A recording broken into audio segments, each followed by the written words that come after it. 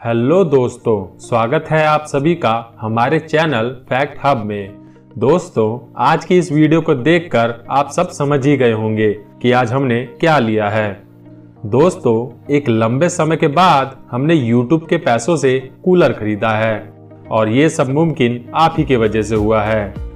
तो आइए दोस्तों, बिना देरी किए हुए करते हैं इसकी अनबॉक्सिंग।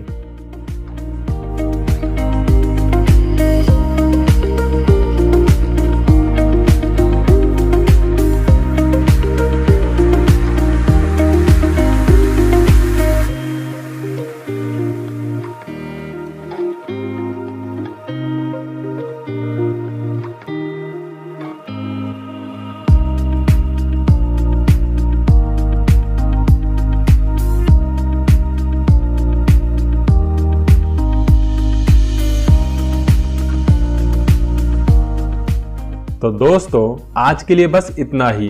जल्द मिलते हैं कुछ नई दिलचस्प वीडियो के साथ। धन्यवाद।